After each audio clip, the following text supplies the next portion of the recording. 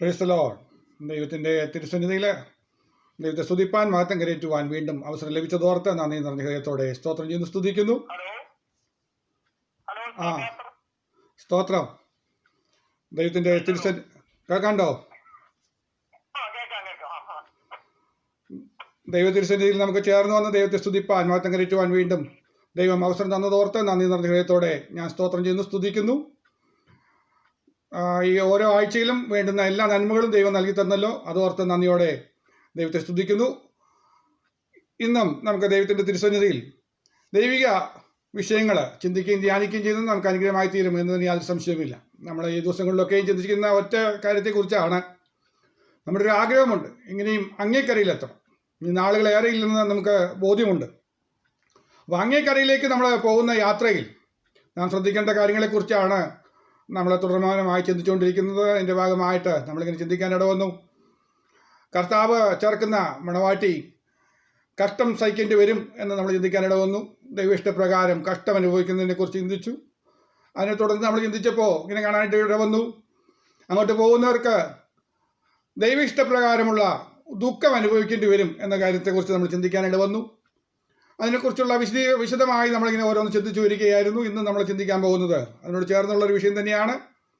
വായിക്കാം എബ്രായർക്ക് എഴുതിയ ലേഖനം 10-ാമത്തെ അധ്യായം, അതിൻ്റെ 36-ാമത്തെ വാക്യം. Hebrew chapter 10 verse 36.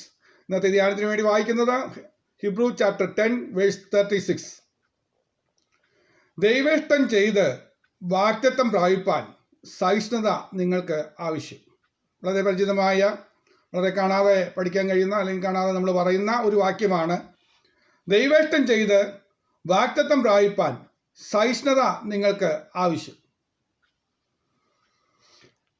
ഈ വാക്യം വളരെ പ്രാധാന്യമർഹിക്കുന്ന ഒരു വാക്യമാണ്. കാരണം നമ്മുടെ ആത്യന്തിക ലക്ഷ്യം എന്താണെന്ന് ചോദിച്ചാൽ നമുക്ക് പറയാൻ കഴിയുന്ന കാര്യം ഇതാണ്: വാഗ്ദത്തം പ്രാപിക്കണം. ഇതാണ് നമ്മുടെ ലക്ഷ്യം. അപ്പോൾ പലപ്പോഴും ഒരു തെറ്റിദ്ധാരണയൊക്കെ വന്നിട്ടുണ്ട്. നമ്മൾക്ക് പലപ്പോഴും ഉണ്ടാകുന്നത് നമ്മുടെ വാഗ്ദത്തത്തെക്കുറിച്ചുള്ള കാഴ്ചപ്പാടിൽ പലർക്കും മാറ്റമുണ്ട്. പലരും ചിന്തിക്കുന്നത് വാഗ്ദത്തം എന്ന് പറഞ്ഞാൽ കാണുന്ന കാഴ്ച ഭൗതികമായ ചില ചിന്തകളൊക്കെ വെച്ചിട്ടുണ്ട്. ദൈവം നിന്നെ മാനിക്കും. അപ്പോൾ ഈ ഭൂമി വെച്ച് തന്നെ ദൈവം മാനിക്കാൻ പോകുന്നതിനെ കുറിച്ചുള്ള ചിന്തകളൊക്കെ വന്ന് ഇപ്പോൾ ഉള്ള ഭൗതിക സ്ഥിതിയിൽ നിന്ന് ഉയർച്ച പ്രാപിച്ച് വലിയ ലക്ഷ്യം പ്രാപിക്കുന്നതിനെ കുറിച്ച് ഒരു വാഗ്ദത്തമാണെന്നൊക്കെ പറഞ്ഞ് ചിലപ്പോൾ അതിനെക്കുറിച്ച് പ്രവാചകന്മാർ പറഞ്ഞ ദൂതുകളൊക്കെ ഓർത്ത് വെച്ച് പ്രാർത്ഥിക്കുന്നവരൊക്കെ ഉണ്ട്.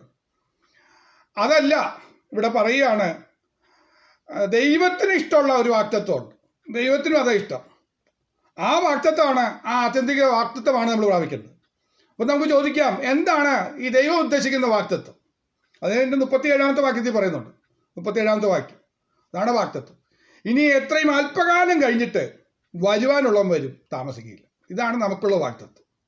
നാം മുറുകെ പിടിക്കേണ്ട, നാം ഓർത്തു വെക്കേണ്ട ഏറ്റവും അതിപ്രധാനമായ വാഗ്ദത്തം ഏതാണെന്ന് ചോദിച്ചാൽ, പ്രത്യേകിച്ച് ഈ കാലഘട്ടത്തിൽ നാം വളരെ ശ്രദ്ധയോടെ ഓർക്കേണ്ട ഒരു വാഗ്ദത്തം ഇതാണ്. ഇനി എത്രയും അല്പകാലം, ഇനി അധികം കാലമൊന്നുമില്ല, വളരെ അടുത്ത് എത്രയും അല്പകാലം കഴിഞ്ഞിട്ട് വരുവാനുള്ളവൻ വരും, താമസിക്കില്ല. വരുവാനുള്ളവൻ വരും, വേറെ ആരുമല്ല, നമ്മുടെ കർത്താവ് വരാൻ പോവുകയാണ്, വീണ്ടും വരും. ഒറ്റവാചകത്തിൽ പറഞ്ഞ വാഗ്ദത്തം എന്നാൽ എന്താന്ന് പറഞ്ഞു കഴിഞ്ഞാൽ നമുക്കറിയാം, കർത്താവ് വരും. അപ്പോൾ ഈ വാഗ്ദത്തം പ്രാപിക്കുക എന്ന് പറഞ്ഞാൽ എന്താ അതിൻ്റെ അർത്ഥം? വേറെ ഒന്നുമല്ല, അത് നമുക്ക് മനസ്സിലാക്കാവുന്ന കാര്യമുള്ളൂ. കർത്താവ് വരുമ്പോൾ കൂടെ പോകണം. എന്നാ വാഗ്ദത്തം നമ്മൾ പ്രാപിച്ചു. വാഗ്ദത്തം എന്താ? കർത്താവ് വരും. അത് പ്രാപിക്കണമെങ്കിൽ എന്ത് വേണം? കർത്താവ് വന്നാൽ കൂടെ പോകണം. കർത്താവ് വന്നാൽ കൂടെ പോകണം. പക്ഷേ ഈ വാഗ്ദത്തത്തിൽ നമ്മൾ എത്രത്തോളം വിശ്വസിക്കുന്നതാണ് നമ്മൾ ഓർക്കേണ്ടത്. അത് വളരെ പ്രാധാന്യമുള്ള കാര്യമാണ്. വാഗ്ദത്തത്തെ നമ്മൾ എത്രത്തോളം ഓർക്കുന്നു. ഞാനൊരു കഥ പറയാം ആദ്യമായിട്ട്, അപ്പോൾ നമുക്ക് ഒന്നും കൂടെ മനസ്സിലാക്കാനായിട്ട് സാധ്യതയുണ്ട്. ഒരു വീട്ടിലെ ആ പിതാവിനും മാതാവിനും ഒരു മകനുണ്ട്. ആ മകൻ നന്നായി പഠിക്കുന്നതൊക്കെ ഉണ്ട്. പക്ഷെ ആ വീട് അത്ര സമ്പന്നമായൊരു കുടുംബമല്ല. ആ പിതാവിന് ഒരു തുണി മില്ലിൽ ജോലിയുണ്ട്. അവിടെ ഒരു വർക്കറായിട്ട് കഷ്ടപ്പെട്ട് ജോലി ചെയ്ത് ജീവിക്കുകയാണ്. അതുകൊണ്ട് തന്നെ വീട്ടിൽ വലിയ സമ്പന്നതയുടെ ലക്ഷ്യങ്ങളൊന്നുമില്ല. അപ്പോൾ ആ മകനാണെങ്കിൽ സ്കൂളിൽ പോകുമ്പോൾ വിവിധ ആവശ്യങ്ങളൊക്കെ പറയും. എല്ലാം സാധിപ്പിച്ചു കൊടുക്കാൻ ആ പിതാവിന് കഴിയാറില്ല. നല്ല വസ്ത്രങ്ങളൊന്നും അവൻ വിചാരിക്കുന്ന പോലെയൊന്നും കൊടുക്കാറില്ല.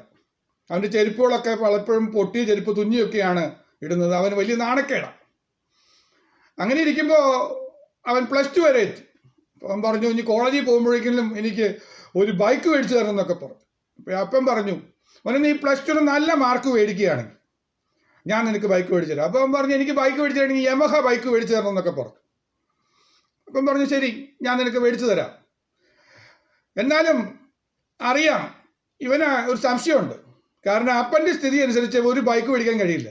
അപ്പനുള്ളത് ഒരു പഴയ ബജാജിൻ്റെ ഒരു സ്കൂട്ടറാണ്, ഒത്തിരി പഴക്കമുള്ള ഒരു സ്കൂട്ടർ. അത് പലപ്പോഴും ചരിച്ചു വെച്ചും ഒക്കെ ചവിട്ടി സ്റ്റാർട്ടാക്കുന്നതൊക്കെ കണ്ടു കഴിഞ്ഞാൽ തന്നെ വിഷമം തോന്നും. അപ്പനാണെങ്കിൽ പൊട്ടിയ ചെരുപ്പ് പലവട്ടം തുന്നിയത് അതും കൊണ്ടാണ് നടക്കുന്നത്. ദാരിദ്ര്യത്തിൻ്റെ അങ്ങേയറ്റമാണ് വീട്ടിനകത്ത് എപ്പോഴും കാണുന്നത്. പക്ഷേ ഇവനറിയാം അപ്പന് പേഴ്സ് കാണുമ്പോൾ ഇവനൊരു സംശയമുണ്ട്. അപ്പൻ ഈ പൈസയൊക്കെ സൂക്ഷിച്ചു വെക്കുകയാണെന്ന് അവനൊരു തോന്നലുണ്ട്. കാരണം പേഴ്സ് വല്ല കനമാണ്, അല്ല വീർത്തിരിക്കുന്നൊരു പേഴ്സ് അപ്പൻ കൊണ്ടു നടക്കുന്നുണ്ട്. അപ്പോൾ അപ്പൻ ഈ പൈസയൊക്കെ ഇതിനകത്ത് എടുത്തു വെച്ചിട്ട് വീട്ടിനകത്ത് ദാരിദ്ര്യം കാണിക്കാമെന്ന് ഇവനൊരു തോന്നലുണ്ട്. പക്ഷേ ഇവൻ പഠിത്തം മുന്നോട്ട് പോയി, +2 പരീക്ഷ എഴുതി, റിസൾട്ടിന് കാത്തിരിക്കുകയാണ്.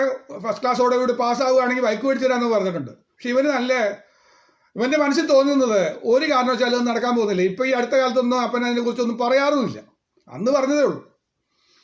അപ്പോൾ അവന് ഈ +2 ഒക്കെ കഴിഞ്ഞപ്പോൾ അവന് ഇനി കോളേജ് പഠനമൊക്കെ തോന്നിയപ്പോൾ അവന് തോന്നി, ഇവിടെ എൻ്റെ അപ്പൻ്റെ കൂടെ നിന്നിട്ട് എനിക്കൊന്നും നേടാൻ പറ്റുമെന്ന് തോന്നുന്നില്ല. നല്ലൊരു കോളേജിൽ പഠിക്കാനോ കാര്യങ്ങൾക്കൊന്നും നടക്കില്ല. ഞാൻ ഈ കോളേജിൽ പോയി കഴിഞ്ഞാൽ നാണക്കേടാവും. അവന് മനസ്സിൽ വല്ലാത്തൊരു വിഷമം തോന്നിയിട്ട് അവൻ തീരുമാനിച്ചു, ഇവിടെ നിന്നിട്ട് കാര്യമില്ല, ഞാൻ എങ്ങനെയും ഒളിച്ചോടാൻ പോവുക. ഞാൻ ഒളിച്ചോടി പോയി എവിടെയെങ്കിലുമൊക്കെ ചെന്ന് പല കഥകളിലും കേൾക്കുന്ന പോലെ ഞാൻ നന്നായി ധനികനായി വന്നിട്ട് അപ്പനൊക്കെ ഞാൻ പിന്നെ സഹായിച്ചോളാം. അപ്പൻ്റെ ഈ തരികട കൊണ്ടൊന്നും നടക്കില്ല. അപ്പനെല്ലാം ഈ പൈസയൊക്കെ പേഴ്സിൽ എടുത്തു വെച്ച് ഇങ്ങനെ കൊണ്ട് നടന്നു കഴിഞ്ഞാൽ എവിടെയും കൊണ്ട് എത്തിക്കാൻ കഴിയില്ല. അത് കാരണം റിസൾട്ട് വരുന്നതെന്ന് ഇവൻ റിസൾട്ട് പോലും നോക്കാൻ നിൽക്കാതെ വേഗം പോയി അപ്പൻ്റെ മുറി ചെന്നപ്പോൾ അവന് അത്ഭുതകരമായൊരു കാഴ്ച കണ്ടു. അപ്പൻ അന്ന് പേഴ്സ് കൊണ്ടുവന്ന് മറന്നിരിക്കുന്നു. അവന് സന്തോഷമായി. അപ്പുറത്തും ഇപ്പുറത്തും നോക്കി അമ്മയൊന്നും കാണുന്നില്ലെന്ന് തോന്നിയപ്പോൾ ആ പേഴ്സ് എടുത്തോണ്ട് അവൻ ഓടി മുറ്റത്ത് പോയി ഒരു ബസ് കണ്ടു, അതിന് കൈ കാണിച്ച് കയറി അവൻ പോയി. അപ്പൻ പേഴ്സ് എടുക്കാൻ മറന്നുപോയി. ഇവൻ യാത്ര ചെയ്ത് ഒരു സ്ഥലത്ത് ചെന്ന് ഇറങ്ങി ചെന്നിട്ട് അപ്പൻ്റെ പേഴ്സ് തുറന്ന് നോക്കി, അതിൽ ആ പൈസയൊക്കെ നോക്കി. അതനുസരിച്ച് ഇനി ദൂരെ യാത്ര പോകണം, ഡൽഹിക്ക് പോകണോ ബോംബെക്ക് പോകണോ. അവൻ ആലോചന വെച്ച് പേഴ്സ് തുറന്ന് നോക്കിയപ്പോൾ പേഴ്സിനകത്ത് ആ 10 രൂപയുണ്ട്. ഈ വീർത്തിരിക്കുന്ന പേഴ്സിനകത്ത് ഒത്തിരി കടലാസ്. ഇവനങ്ങ് ദേഷ്യം വന്നു. പെട്ടെന്ന് ഇവന് സങ്കടവും വന്നു. ഞാൻ വിചാരിച്ച തെറ്റിപ്പോയില്ല, അപ്പൻ ഇതെല്ലാം ഇതിനകത്ത് എടുത്തു വെച്ചിരിക്കുകയെന്ന് വിചാരിച്ചത്. ഇതിനകത്ത് കുറേ കടലാസുകളല്ലാതെ ഒന്നും കാണാനില്ല. അവസാനം ഇവനെ എന്ത് ചെയ്യണമെന്ന് അറിയാതെ തലയൊക്കെ ആ മുടിയൊക്കെ പിച്ചി പറിച്ച് അവസാനം നിന്ന് ദേഷ്യമൊക്കെ വന്ന് അവസാനം വെറുതെ ഈ കടലാസുകൾ എടുത്ത് നോക്കിയപ്പോൾ കണ്ട കാഴ്ച അപ്പൻ്റെ കമ്പനിയിൽ നിന്ന് കൊടുത്തൊരു കത്ത. കമ്പനി വളരെ നഷ്ടത്തിലോടുന്നത് കൊണ്ട് തൊഴിലാളികളുടെ ശമ്പളം 50% വെട്ടിക്കുറച്ചു എന്ന് പറയുന്ന ഒരു കത്ത്. അപ്പോൾ അപ്പൻ ദാരിദ്ര്യയുടെ വീട്ടിൽ അറിയിക്കാതെ ഉള്ളതൊക്കെ വെച്ച് എങ്ങനെ കൊണ്ടു നടന്നതിൻ്റെ കാര്യം അവന് മനസ്സിലായി. അവൻ വീണ്ടും കടലാസുകൾ നോക്കിയപ്പോൾ അത്ഭുതത്തോടൊരു കാഴ്ച കണ്ടു. അപ്പൻ ഒരു യമഹ ബൈക്ക് വാങ്ങാൻ ഇൻസ്റ്റാൾമെൻ്റ് അടച്ചുകൊണ്ടിരിക്കുക. അതിൻ്റെ ഡ്യൂ ഡേറ്റ് ആണ് ഇന്ന്. അപ്പൻ അത് വാങ്ങാൻ പോയിരിക്കുക. നോക്കണേ, അവൻ നോക്കിയപ്പോൾ ആ കടലാസിൽ വീണ്ടും നോക്കിയപ്പോൾ ശ്രദ്ധിച്ച് നോക്കിയപ്പോൾ അപ്പൻ്റെ ആ ബൈക്ക് അവിടെ കൊടുത്തിട്ടുണ്ട്. അത് തിരിച്ചു കൊടുക്കേണ്ട ദിവസമാണ്. അപ്പൻ ആ ബൈക്കും കൊണ്ട് പോയതാ, പേഴ്സ് എടുക്കാൻ മറന്നുപോയതാ തിരക്കിൽ. അവന് സങ്കടം വന്നു. അവനോർത്തു, അപ്പൻ പറഞ്ഞ വാക്ക് പാലിക്കുന്നുണ്ട്, സ്നേഹനിധിയാണ്. പക്ഷെ ഞാൻ തെറ്റിദ്ധരിച്ചു. ഇന്ന് നമുക്ക് പറ്റുന്ന കാര്യം ഇതാ, വാഗ്ദത്തം ചെയ്തവനെ വിശ്വസനെന്ന് എണ്ണാൻ പറ്റുന്നില്ല. പലർക്കും വാഗ്ദത്തം പറഞ്ഞവനെ വിശ്വസിക്കാൻ കഴിയുന്നില്ല. അതുകൊണ്ട് നമ്മളതൊക്കെ മറന്ന്, വാഗ്ദത്തം മറന്ന് നമ്മുടെ ഇഷ്ടത്തിന് നമ്മളങ്ങ് പോവുക. കാരണം എന്താ അറിയോ, നമുക്ക് വേറെ ലക്ഷ്യങ്ങളാണ്. നിന്നെക്കുറിച്ച് നല്ലൊരു ഉദ്ദേശമുള്ള ഒരു അപ്പനുണ്ടെന്നുള്ള കാര്യം നാം മറന്നു പോകുന്നുണ്ട്. ഇതുകൊണ്ടാണ് ഇവിടെ ഓർമ്മപ്പെടുത്തിയത്, ദൈവേഷ്ടം ചെയ്ത് വാഗ്ദത്തം പ്രാപിപ്പാൻ നമ്മൾ ശ്രദ്ധിക്കണം. അപ്പോൾ ഇവിടെ പറയാണ്, ദൈവേഷ്ടം ചെയ്ത് വാഗ്ദത്തം പ്രാപിക്കണമെങ്കിൽ ആ വാക്യം പറയുന്ന പൂർത്തിയാകുന്ന ഇങ്ങനെയാണ്, സഹിഷ്ണുത നിങ്ങൾക്ക് ആവശ്യമാണ്. ഞാൻ ഒന്നുകൂടെ പറയുകയാണെങ്കിൽ സഹിഷ്ണുത അത്യാവശ്യമാണ്. അല്പം ക്ഷമയോടെ കാത്തിരിക്കണം. അതിൻ്റെ ഇടയ്ക്കുണ്ടാകുന്ന ഞെരുക്കങ്ങൾ, അതിൻ്റെ ഇടയ്ക്കുണ്ടാകുന്ന ചില പ്രയാസങ്ങളൊക്കെ ഉണ്ടെന്നേ. ഈ സമയത്ത് സഹിഷ്ണുത ഇല്ലെങ്കിൽ നമുക്ക് ഈ വാഗ്ദത്തം പ്രാപിക്കാൻ പറ്റില്ല. നാം ചിലപ്പോൾ ഓടിപ്പോവും, നമുക്ക് പരാജയം സംഭവിക്കും. പക്ഷേ അങ്ങേക്കരയിലേക്ക് പോകണമെങ്കിൽ സഹിഷ്ണുത മാത്രം പോരാ. അപ്പോൾ ഒന്നാമത് അവിടെ പറയുന്നത് സഹിഷ്ണുത മതി എന്നാണ്. അങ്ങേക്കരയിലേക്ക് എത്താൻ സഹിഷ്ണുത വേണം. തുടർന്ന് താഴോട്ട് വായിക്കുമ്പോൾ കാണാൻ കഴിയുന്ന ചില കാര്യങ്ങളുണ്ട്. താഴോട്ട് വായിക്കുമ്പോൾ ഇങ്ങനെയൊക്കെയാണ് കാണുന്നത്. അതിൻ്റെ 37ാമത്തെ വാക്യം, ഇനിയും എത്രയും അല്പകാലം കഴിഞ്ഞിട്ട് വരുവാനുള്ളവൻ താമസിക്കുകയില്ല. അടുത്ത വാക്യം ശ്രദ്ധിക്കുക, എന്നാൽ എൻ്റെ നീതിമാൻ വിശ്വാസത്താൽ ജീവിക്കും. അപ്പോൾ ഒന്ന് അവിടെ പറഞ്ഞിരിക്കുന്നതാണ് സഹിഷ്ണുത നമുക്ക് ആവശ്യമാണ്. കർത്താവിൻ്റെ വരവെങ്കിൽ എടുക്കപ്പെടണമെങ്കിൽ വേണ്ടുന്ന 5 യോഗ്യത അവിടെ പറയുന്നുണ്ട്. അതിൽ ഒന്നാമത്തെ കാര്യം നമുക്ക് മനസ്സിലായി, സഹിഷ്ണുത ഇല്ലാത്തവർക്ക് കർത്താവിൻ്റെ വരവെങ്കിൽ എടുക്കപ്പെടാൻ കഴിയില്ല.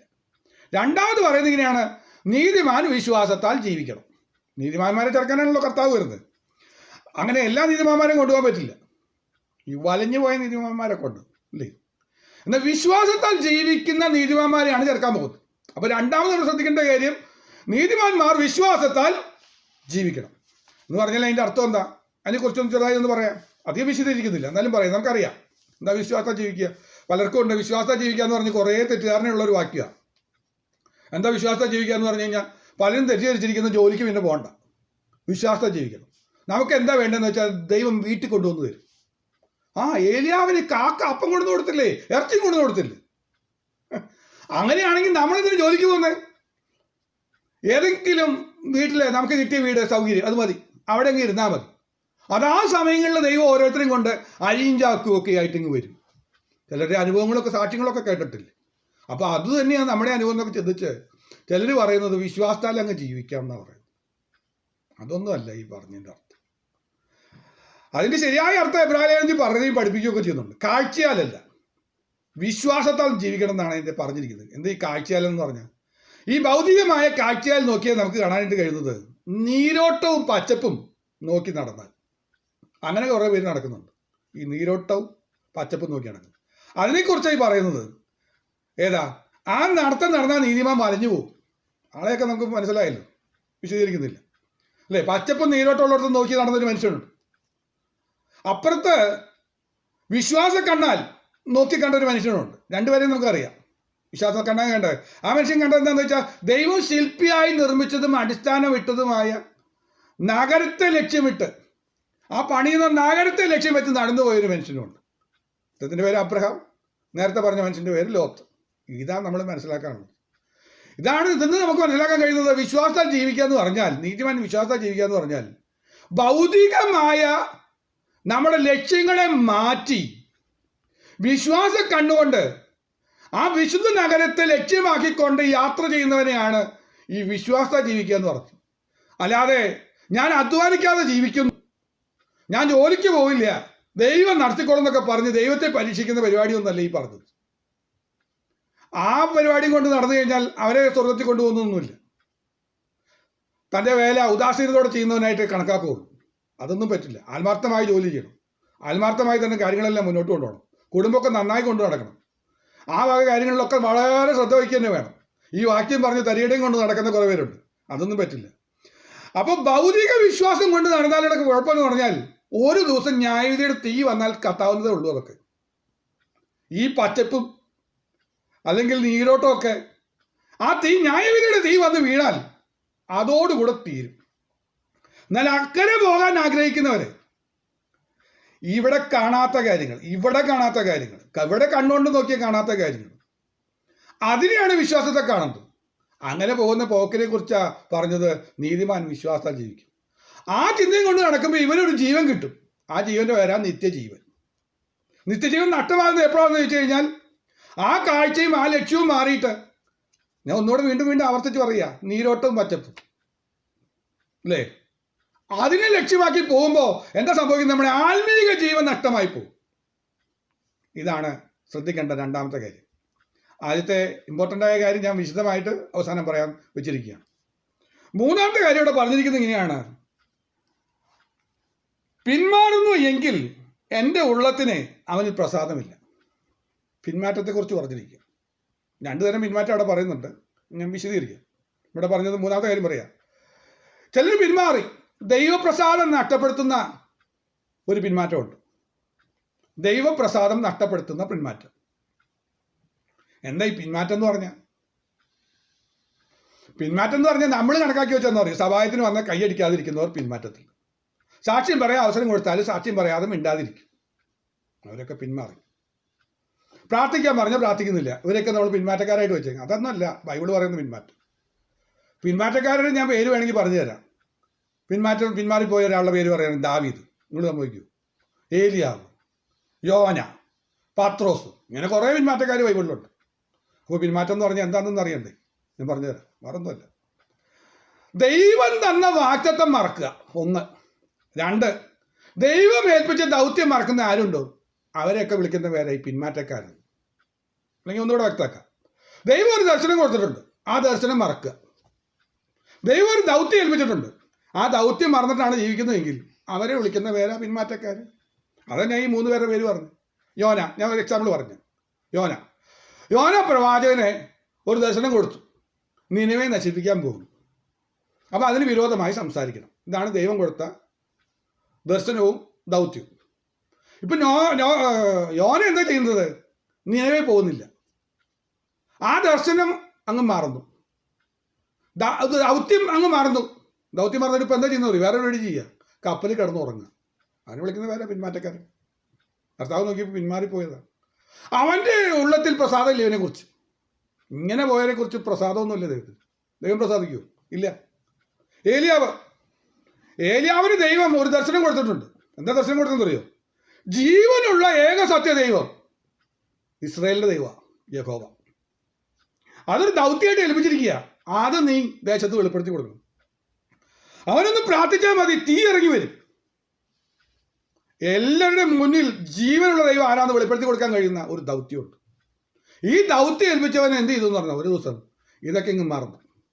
ഇപ്പം എന്താ ചെയ്യുന്നതെന്ന് അറിയും? ഇപ്പോൾ വെളിപ്പെടുത്തി കൊടുക്കല്ല, ഇപ്പോൾ വെളിപ്പെടുകയല്ല, ഒളിച്ചിരിക്കുക. എവിടെ? ചൂരച്ചെടിയുടെ തണലിൽ. ചൂരച്ചെടിയുടെ തണലിൽ പോയിട്ട് ഒളിച്ചിരിക്കുക. അവനെ വിളിക്കുന്ന പേരാ പിന്മാറ്റക്കാരൻ. ഏലിയാവ് പിന്മാറിപ്പോയി, ദൈവത്തിൻ്റെ ഉള്ളത്തിൽ പ്രസാദം പോയി. ഇതുവരെ പ്രസാദിച്ച് നിൽക്കുക. പ്രാർത്ഥിച്ചാൽ മതി, ഉടനെ തീ ഇറങ്ങും. ഇപ്പോൾ പ്രാർത്ഥിച്ചാൽ ദൈവം കേൾക്കില്ല. എന്താ പ്രാർത്ഥിക്കുന്നത് അറിയും? ഇപ്പം മതി യഹോവേ, എൻ്റെ പ്രാണനെ എടുത്തുകൊള്ളണേ. ദൈവം കേൾക്കാൻ പോകില്ല. കാരണം അറിയും, അവൻ്റെ ഉള്ളത്തിൽ പ്രസാദമില്ല. ഈ പിന്മാറിപ്പോയി കഴിഞ്ഞാൽ ദൈവത്തിന് അവൻ്റെ ഉള്ളത്തിൽ പ്രസാദമില്ല. ദൈവത്തിൻ്റെ ഉള്ളത്തിൽ പ്രസാദമില്ല, ഈ പ്രാർത്ഥിച്ചിട്ടൊന്നും കേൾക്കില്ല. അതല്ലേ യോനയ്ക്കും പറ്റിയത്. ഈ പ്രസാദം നഷ്ടപ്പെട്ടു. ഇത് പിന്മാറിപ്പോയി കഴിയുമ്പോൾ പ്രസാദം നഷ്ടപ്പെട്ടിട്ട് കിടന്നങ്ങ് അയ്യം വിളിക്കുക. കിടന്നിട്ട് കണ്ടോ അയ്യം വിളിക്കുന്ന കണ്ടോ? 3 ദിവസം കിടന്ന് അയ്യം വിളിക്കുക, മത്സ്യത്തിൻ്റെ വയറ്റിൽ കിടന്നു. ഇതാ സംഭവിക്കുന്നു.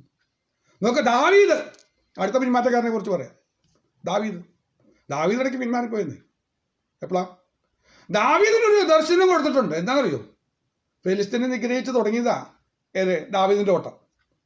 ഫെലിസ്തീനെ മുഴുവൻ ഇല്ലാതെയൊക്കെ ശത്രുക്കളെ കൊന്നൊടുക്കി ഇസ്രായേലിന് ജയം കൊടുക്കാൻ കഴിയുന്ന ഒരു ദർശനം കൊടുത്തിരിക്കുന്നു. അതിനുള്ള ശക്തിയെ കൊടുത്തിരിക്കുന്നു, അതിനുള്ള അഭിഷേകം കൊടുത്തിരിക്കുന്നു. അതിനുള്ള ശക്തിയും കൃപയും അഭിഷേകമൊക്കെ ഉള്ള ദാവീദ് അതങ്ങ് മറന്നു. യുദ്ധം നടക്കുമ്പോൾ ഇപ്പോൾ എന്താ ചെയ്യുന്നതെന്ന് അറിയോ? ഇപ്പോൾ യുദ്ധം നടക്കുമ്പോൾ ദാവീദ് വേറെ പല കാര്യങ്ങളിലും ശ്രദ്ധ വെച്ചിരിക്കുക. ശത്രുവിനെ കൊല്ലുന്നതിന് വരെ ഇപ്പോൾ എന്താ ചെയ്യുന്നത് അറിയോ? അയൽക്കാരൻ സ്നേഹിതനെ കൊല്ലുക. ഇവരെ വിളിക്കുന്ന പേരാ പിന്മാറ്റക്കാരൻ. ഹൃദയപ്രകാരമുള്ള മനുഷ്യനാ, പക്ഷേ പിന്മാറിപ്പോയ ദൈവത്തിൻ്റെ ഉള്ളത്തിൽ പ്രസാദം കാണില്ല. പ്രസാദം നഷ്ടപ്പെട്ടു. അവരെ എന്തായാലും വിളിച്ച് കരഞ്ഞത്. 51 സങ്കീർത്തനം. കഴിഞ്ഞ ദിവസമൊക്കെ നമ്മൾ ഓർത്തൊന്നും ധ്യാനിക്കുകയും ചെയ്തതാണ്. ഇതേപോലെ തന്നെ പത്രോസിനൊരു ദർശനം കൊടുത്തിട്ടുണ്ടായിരുന്നു. ആരാന്നറിയോ? ഒരു ദർശനം കൊടുത്തിട്ടുണ്ടായിരുന്നു. ഒരു വലിയ ദർശനവും ഒരു വലിയ കാഴ്ചപ്പാടും കൊടുത്തിട്ടുണ്ട്. എന്നിട്ട് പത്രോസ് പറഞ്ഞൊരു വാചകമുണ്ട്: നിത്യജീവ മൊഴികൾ നിന്നിലുണ്ട്, നിന്നെ വിട്ട് ഞങ്ങൾ എവിടെ പോകും? കാരണം നീ അത്യുന്നതനായ ദൈവത്തിൻ്റെ പുത്രനായ ക്രിസ്തു. എന്നാ വെളിപ്പാടാ! ഇത്ര നല്ല വെളിപ്പാട് കിട്ടിയ മനുഷ്യനാ. എന്നാൽ ഇപ്പം എന്താ പറ്റിയെന്ന് അറിയോ? ഇപ്പം അകലം വിട്ട് നടക്കുക. ഞാൻ വിട്ടുപോയില്ല എന്ന് പറഞ്ഞ നിത്യജീവന്റെ മൊഴി അതൊക്കെ മറന്നു, അകലം വിട്ട് നടക്കുക. എന്നിട്ട് എന്താ സംഭവിക്കുന്നത്? ദൈവത്തെ തള്ളിപ്പറയാം, ഭർത്താവിനെ തള്ളിപ്പറയും. ഇതിൻ്റെ പേരെ പിന്മാറ്റം. അത് വരരുത്. ദൈവമക്കളെ, നമ്മളൊന്ന് സ്വയം ഒന്ന് ചോദന ചെയ്തേ. കർത്താവിൻ്റെ വരവെങ്കിൽ എടുക്കപ്പെടണമെങ്കിൽ, നാം പിന്മാറ്റ അവസ്ഥയിലാണെങ്കിൽ, നമുക്ക് ദൈവം തന്നൊരു ദർശനമുണ്ട്, അതിന് വിപരീതമായി അനുസരണക്കേട് കാണിച്ചാൽ, അപ്പോസ്തലൻ പറയുന്നത് അങ്ങനെയല്ലേ? സ്വർഗീയ ദർശനത്തിന് വിപരീതമായി അനുസരണക്കേട് കാണിച്ചാൽ നമ്മൾ വാഗ്ദത്തം പ്രാപിക്കില്ല. എന്നാൽ സ്വർഗീയ ദർശനത്തിന് വിപരീതമായി അനുസരണക്കേട് കാണിക്കാതെ വാഗ്ദത്തം പ്രാപിച്ച കുറേ പേരുണ്ട്. അതിലൊരു ഉദാഹരണമാണ് ദാനിയേലിന് ദർശനം ഉണ്ടെന്ന്, സ്വർഗീയ ദർശനം. അതിന് വിപരീതമായി അനുസരിക്കേണ്ടെന്ന് കാണിച്ചില്ല. അതുകൊണ്ട് പറഞ്ഞു, നീ പോയി വിശ്രമിച്ചോ, കാലാവസാനത്തിൽ നിനക്കുള്ള ഓഹരി പ്രാപിക്കാൻ നിനക്ക് വാഗ്ദത്തം ഉണ്ടെന്ന് പറഞ്ഞ് ഗ്യാരണ്ടി കൊടുത്തത്. ജോസഫ് ദർശനം കിട്ടി, ദർശനത്തിന് വിപരീതമായി വല്ല അനുസരണക്കേടും കാണിച്ചോ? അവസരമൊക്കെ വന്നിട്ട് അനുസരണക്കേടൊന്നും കാണിച്ചില്ല, അവൻ വിജയിച്ചു. പൗലോസ് അതല്ലേ പറഞ്ഞത്, ഞാൻ സ്വർഗീയ ദർശനത്തിന് വിപരീതമായി അനുസരണക്കേട് കാണിക്കില്ലെന്ന് പറഞ്ഞു. ഒരു ദർശനം ലഭിച്ചിട്ട് ഒരിക്കൽ ദർശനം പ്രാപിച്ചിട്ട് പിന്മാറിപ്പോകുന്ന അവസ്ഥയൊന്നും ആർക്കുണ്ടായില്ല, പൗലോസിനുണ്ടായില്ല.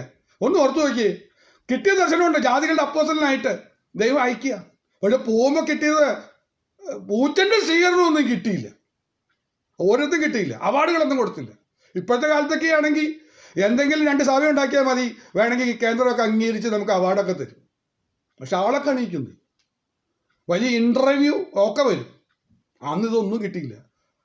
ഇന്ന് പലരും നിരാശരായിട്ടിരിക്കുന്നത്, ഒതുങ്ങി കഴിഞ്ഞു കൊടുക്കുന്നത് അംഗീകരിക്കുന്നില്ല, അല്ലെങ്കിൽ നമ്മളെ പ്രസിദ്ധരാകുന്നില്ല എന്നൊക്കെ പറഞ്ഞ് വിഷമിക്കുന്ന കുറേ പേരൊക്കെ ഉണ്ട്. അങ്ങനെ ആവരുത്. പൗലോസിന് അങ്ങനെയൊന്നും വന്നില്ല. അതാണ് പൗലോസ് ജീവിതം വിജയിക്കാനായിട്ട് കാരണം. നമ്മുടെയും ക്രിസ്ത്യ ജീവിതം വിജയിച്ച് വാഗ്ദത്തം പ്രാപിക്കണോ, അവൻ്റെ വരവെങ്കിൽ എടുക്കപ്പെടണമോ, നാം ശ്രദ്ധിക്കേണ്ട 3ാമത്തെ കാര്യമാണ് പിന്മാറ്റം വരരുത് എന്ന് പറഞ്ഞാൽ ദൈവത്തിന് ഉള്ളിൽ പ്രസാദമില്ലാത്ത രീതിയിൽ നാം പിന്മാറിപ്പോകരുത്. ഇത് ചെറിയ പിന്മാറ്റങ്ങളാണ്. അടുത്തത് 4ാമത്തെ കാര്യം പറയുന്നുണ്ട്. ആ പിന്മാറ്റത്തിൻ്റെ അടുത്ത ഭാഗം പറയുന്നത് ഇങ്ങനെയുണ്ട്, നാമോ നാശത്തിലേക്ക് പിന്മാറരുത്. 4ാമത്തെ കാര്യം പറയാം, ഇത് ദൈവത്തിന് ഉള്ളിൽ പ്രസാദമില്ലാത്തൊരു പിന്മാറ്റം. അവർ മടങ്ങി വന്നിട്ടുണ്ട് അല്ലേ, ദാവീദും ഏലിയാവും യോനയും. ഇങ്ങനെ പിന്മാറിപ്പോയവർക്ക് പിന്നെയും മടങ്ങി വരാനൊക്കെ അവസരമുണ്ട്. എന്നാൽ ഈ ഒരു വല്ലാത്ത പിന്മാറ്റമുണ്ട്. ആ പിന്മാറ്റത്തിൻ്റെ പേരാണ് നാശത്തിലേക്കുള്ള പിന്മാറ്റം. ശ്രദ്ധിക്കണേ, ഈ പിന്മാറ്റത്തിൽ പോയ ആരെങ്കിലും എന്നെ കേൾക്കുന്നുണ്ടെങ്കിൽ കഷ്ടമാണ്, എനിക്ക് സങ്കടം തോന്നുക. കാരണം അങ്ങനെ ഒരു പിന്മാറ്റത്തിലേക്ക് പോയി കഴിഞ്ഞാൽ പിന്നെ തിരിച്ചു വരാൻ പറ്റില്ല. നാശത്തിലേക്ക് അവർ പോയി, അവരെ കൊണ്ടുവരാനല്ല പോകുന്നത് അല്ലേ. കർത്താവ് വന്നാൽ അവരെ കൊണ്ടുപോയില്ല. അവർ നാശത്തിലേക്ക് ഓൾറെഡി ടിക്കറ്റ് എടുത്ത് കഴിഞ്ഞവരാ. അവർ ഒരു കാരണവശാലും കർത്താവ് കൊണ്ടുപോയില്ല. ഉദാഹരണം വേണമെങ്കിൽ പറയാം. ഒന്ന് ശൗൽ രാജാവ്, ഒരു പിന്മാറ്റം വന്നതാ. ദൗത്യമൊക്കെ മറന്ന്, ദർശനമൊക്കെ മറന്ന് തന്നിഷ്ടത്തിനൊരു ഓട്ടം ഓടിയതാ. വാഗ്ദത്തം ചെയ്തവനെ വിശ്വസനം എണ്ണാൻ കഴിയാതെ, കർത്താവ് വാക്കുപാലിക്കുമോ, പ്രവാചകൻ വാക്കുപാലിക്കുമോ എന്നൊക്കെ സംശയം വന്നിട്ട് ഒരു പിന്മാറ്റം പോയതാ. ആ പോയ പോക്കിന് തിരിച്ചു വരാൻ അനുതാപത്തിലേക്ക് അവൻ വന്നില്ല. നമ്മൾ കഴിഞ്ഞ ദിവസം ഓർത്തതാ. അനുദവിച്ച് മടങ്ങി വരാത്തതുകൊണ്ട് എന്ത് സംഭവിച്ചു, ആ പോക്ക് പോയത് നാശത്തിലേക്ക് പിന്മാറി അങ്ങ് പോയി. ഒത്തിരി നാളത്തേക്ക് പോകരുത്. യോന പിന്മാറിപ്പോയ 3 ദിവസമുള്ളൂ, ഏലിയാവ് പിന്മാറിപ്പോയ ഒറ്റ ദിവസത്തിലെ കേസുള്ളൂ. എന്ന് പറഞ്ഞാൽ ഇത് നീണ്ടു പോയാൽ, ദാവീദ് പിന്മാറിയ ഒരു പ്രവാചകൻ പറഞ്ഞ താമസമുള്ളൂ. ഒരു അടുത്ത ദൂത് കേൾക്കുന്നതിൻ്റെ ഉള്ളിൽ മാനസാന്തരപ്പെട്ടതാ ദാവീദ്. ദൈവമക്കളെ മനസ്സിലായോ? എന്താ ഈ അടുത്ത ആളെ ഞാൻ പരിചയപ്പെടുത്തുമ്പോൾ ഒന്നുകൂടെ മനസ്സിലാവും. അടുത്ത ആളെ ഞാൻ പറയാം, യൂദ, ആ നാശയോഗ്യൻ. കാരണം മനസ്സിലായോ, അവൻ നശിച്ചുപോയി, പിന്മാറി ഒരു പോക്ക് പോയി. പണം അവനെ സ്വാധീനിച്ചപ്പോൾ പിന്മാറ്റം വന്നതാ. ദ്രവ്യാഗ്രഹത്തിൻ്റെ സ്വാധീനത്താൽ ഒരു പിന്മാറ്റം വന്നാൽ മറ്റെല്ലാ പിന്മാറ്റത്തെക്കാളും പെശക നാശത്തിലേക്ക് എത്തും. അതാണ് പറഞ്ഞത്. 5 പ്രാവശ്യം യേശു തമ്പുരാൻ അവനോട് പറഞ്ഞു, ആ മനുഷ്യൻ നീ തന്നെ എന്നൊക്കെ പറഞ്ഞ് വെളിപ്പെടുത്തി 5 തവണ ദൂത് കൊടുത്തിട്ടും അവൻ പിന്മാറിപ്പോയി. ആ പോക്കിൻ്റെ പേരാ നാശയോഗ്യനായിട്ട് മാറുന്നത്. നീ നാശത്തിലേക്ക് പോകുന്നത് അപ്പോഴാ. നാശത്തിലേക്ക് പിന്മാറരുത്. ആ പിന്മാറിപ്പോയി കഴിഞ്ഞാൽ സ്വർഗ്ഗരാജ്യത്തിലെത്തില്ല. അതാണ് 4ാമത്തെ കാര്യം. ഞാനധികം വിശദീകരിക്കാതെ വേഗത്തിൽ പോട്ടെ. അടുത്തത് 5ാമത്തെ കാര്യം പറയാം. അടുത്ത് പറയുന്നത് വാക്യത, നാമ നാശത്തിലേക്ക് പിന്മാറുന്നവരുടെ കൂട്ടത്തിലല്ല, വിശ്വസിച്ച് ജീവരക്ഷ പ്രാപിക്കുന്നവരുടെ കൂട്ടത്തിലത്രേ ആകുന്നു. 5ാമത്തെ കാര്യം കർത്താവിൻ്റെ വരയിൽ എടുക്കപ്പെടണോ. 5ാമത് നമ്മൾ ശ്രദ്ധിക്കേണ്ട കാര്യം, നമ്മൾ ജീവരക്ഷ പ്രാപിക്കുന്നവരുടെ കൂട്ടത്തിൽ നിൽക്കണം. ഏതെങ്കിലും കൂട്ടുകൂടി കൊണ്ടൊന്നും കാര്യം നടക്കില്ല. ജീവരക്ഷ പ്രാപിക്കുന്നവരുടെ കൂട്ടത്തിൽ നമ്മൾ ഉൾപ്പെട്ടാൽ നമുക്ക് പോവാം. ഈ 5 കാര്യം ശ്രദ്ധിക്കാതെ കർത്താവിൻ്റെ വരയിൽ എടുക്കപ്പെടില്ല. അല്ലെങ്കിൽ ഒന്നുകൂടെ പറഞ്ഞാൽ വാഗ്ദത്തം പ്രാപിക്കില്ല. ഈ വാഗ്ദത്തം പ്രാപിക്കണമെങ്കിൽ മറ്റേ വാഗ്ദത്തങ്ങളൊക്കെ നിങ്ങൾക്ക് ഓർമ്മ വരുന്നുണ്ടാവും. ദൈവം മാനിച്ച് അല്ലേ, വലിയ ഭവനവും വലിയ കാറും കൂട്ടുകാരിൽ പരമായി ആനന്ദ തൈലം കൊണ്ട് അഭിഷേകം ചെയ്താൽ കിട്ടാൻ പോകുന്നതിനെ കുറിച്ച് അതൊക്കെ അവിടെ നിൽക്കട്ടെ. എനിക്കതിനെക്കുറിച്ച് സംസാരിക്കാനില്ല, വിമർശിക്കാനുമില്ല. നിങ്ങൾ തീരുമാനിച്ചു. നമ്മുടെ ലക്ഷ്യം എന്താണെന്ന് ഓർത്താൽ മതി. നമ്മുടെ ഓരോരുത്തരും ലക്ഷ്യം കർത്താവ് വരുമ്പോൾ എടുക്കപ്പെടുന്ന ആഗ്രഹമുണ്ടോ? ഇനി അല്പകാലം കഴിഞ്ഞിട്ട് വരുവാളും വരും, താമസിക്കില്ല. ഇതാ വാഗ്ദത്തം. ഈ വാഗ്ദത്തം പ്രാപിക്കണമെങ്കിൽ ഞാൻ ശ്രദ്ധിക്കേണ്ട കാര്യങ്ങളായി പറഞ്ഞത്. വിശ്വസിച്ച് ജീവരക്ഷ പ്രാപിക്കുന്നു. ജീവരക്ഷ പ്രാപിച്ച ഒരു സഹോദരിയെ ഞാൻ പറയാം. സംവത്സരങ്ങളായി രക്തസ്രാവം കൊണ്ട് നടന്നൊരു സഹോദരിയുണ്ട്. ജീവൻ ചോർന്നു പോവുക. മറ്റു മാർഗമൊന്നുമില്ല, ഈ ലോകത്തിൽ വേറെ ഒരു മാർഗവുമില്ല. ജീവരക്ഷ പ്രാപിക്കാൻ അവളൊരു വഴി കണ്ടുപിടിച്ചു. അറിയോ? ആരെന്നറിയോ? ജീവന്റെ നാഥനായ യേശുവിൻ്റെ അടുത്ത് ചെല്ലുക, ഒന്ന് തൊടുക, ജീവൻ പ്രാപിക്കുക. ദൈവമക്കളെ, ജീവരക്ഷ പ്രാപിക്കണമെങ്കിൽ നാം അവൻ്റെ പിന്നാലെ പോകണം. ആൾക്കൂട്ടം തിരക്കൊന്നും കണ്ടിട്ട് ഞാൻ അടുത്ത് പോയില്ലെന്നൊന്നും പറഞ്ഞ് നിൽക്കല്ലേ. പ്രതികൂലങ്ങൾ ഒത്തിരിയുണ്ട് അവൻ്റെ പിന്നാലെ പോകണമെങ്കിൽ. വിലക്കുകൾ കുറേ ഉണ്ട്. കല്ലെറിയാൻ കാത്തു നിൽക്കുന്നവരൊക്കെ ഉണ്ട്. വിമർശിക്കുന്ന കുറേ പേരുണ്ടെന്നേ. ഈ തിക്കും തിരക്കും എല്ലാം നടക്കുമ്പോൾ അവൻ്റെ പിന്നാലെ പോകാൻ ബുദ്ധിമുട്ടാണ്. നമ്മൾ അത്രയും ബിസി ലൈഫാണ്. പക്ഷെ പോയേ പറ്റൂ. നാം അവൻ്റെ പിന്നാലെ പോയേ പറ്റൂ. ലോത്തിന്റെ ഭാര്യ ഓർത്തുകൊള്ളൂ. ജീവരക്ഷ പ്രാപിക്കാനായിട്ട് ഓടിപ്പോകാൻ പറഞ്ഞപ്പോൾ ഓടിപ്പോകുന്നതിൻ്റെ ഇടയ്ക്ക് പറ്റിയ കാര്യം എന്ന് അറിയോ?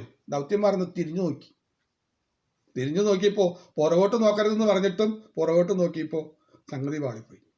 ജീവരക്ഷ പ്രാപിക്കണമെങ്കിൽ അടുത്ത് തന്നെ ചെന്ന് തൊട്ടേ പറ്റൂ.